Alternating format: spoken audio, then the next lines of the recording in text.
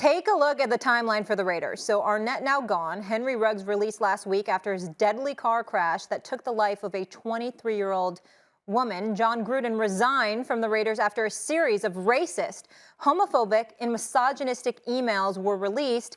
And again, both first-rounders from 2020 are now gone. So a series of bad looks.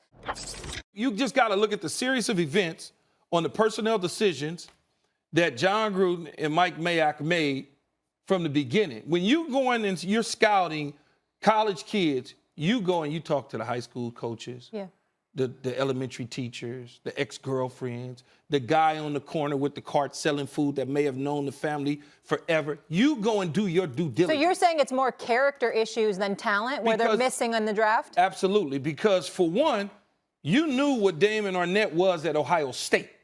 Okay. You ignored that. It said, oh, okay, there's some significant concerns. Significant. Not concerns, because we all got concerns when we get drafted.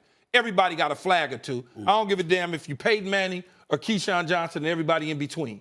We all got something. But when you say significant concerns, like Mike Mayock said, that tells me that I have significant concerns with you being able to do your job.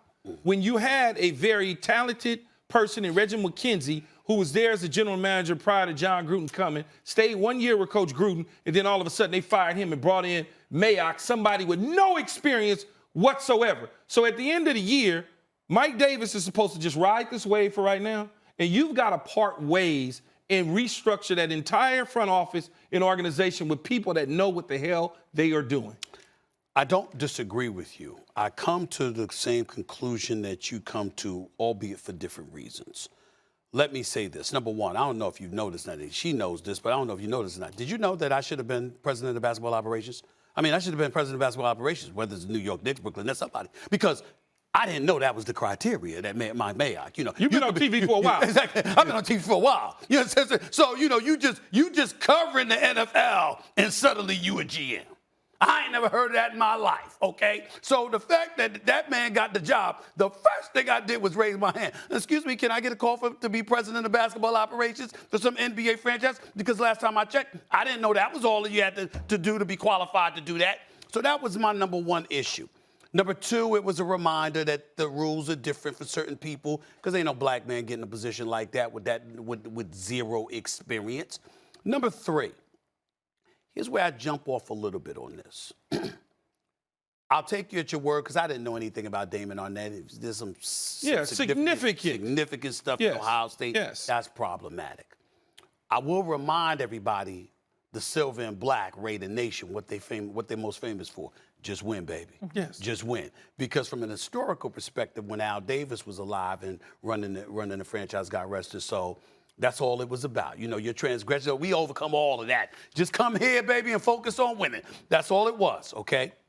Times have changed. That's no longer tolerable. You can't have that kind of mentality. Ruggs. I will never hold another human being responsible for Ruggs' actions. Ever. Understood. This brother was in a car going 156 miles an hour.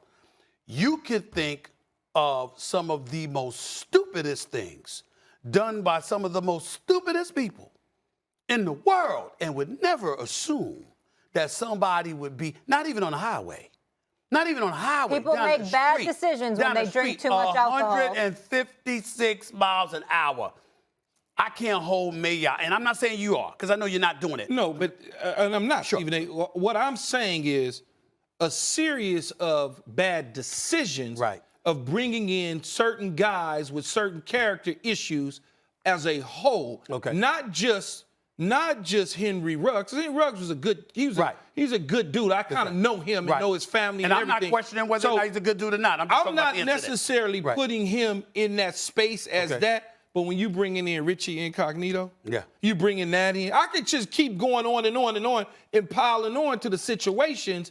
You getting rid of players like Amari Cooper for other guys. Like, I can go to a point where you sit there and you go, damn, that really happened, Key? Like, there's certain things that they've done, and I understand just win, baby. So when you are evaluating players and you're looking at character issues, Where do they play at? That's true.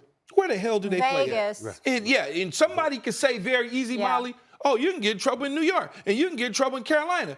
Yes, you can. And I played in a lot of cities. But can you get in more trouble But in Las there is Vegas? a reason why there wasn't a football team or an NBA team in Vegas for a very long time. These things. It's a different deal there, this absolutely. To piggyback and really to augment Keyshawn's point in this respect. Standards matter. Yeah. And resumes matter. And when I talk about resume, it's not just, Molly, about what you've accomplished. It's about what terrain you had to maneuver through to get to that point. Yeah. Because if you were a guy that was really ingratiated with the NFL and you saw things materialize over the years and had to work your way up, then the chances of you making these kind of mistakes would be slim to none because you understand what comes with it. Absolutely. But when you're able to bypass and leapfrog over hurdles to an opportunity and you just end up being ascended there, then you don't have to be You need the experience. So responsible. let's cut to the chase, all right? The coach is gone, so we're saying the GM needs to go too. At the end of the year, they need to part ways with Mike Mayock. There's no question about it. Okay. What has he done? All right. No, I'm just Jon saying. I Gruden was just the want to one that make was it clear. calling all the damn We shots discussed a lot anyway. of things, so that's the bottom line. They're What we're attached- saying they're- here. they are Because there's attached- character issues in who They're they're attached drafting. at the hip. The only reason he's there is Jon Gruden. So in light of that reality, the bottom line is if Jon Gruden is gone, what purpose does he serve? Like, what is he there for? Thanks for watching ESPN on YouTube. For live streaming, sports, and premium content, subscribe to ESPN+.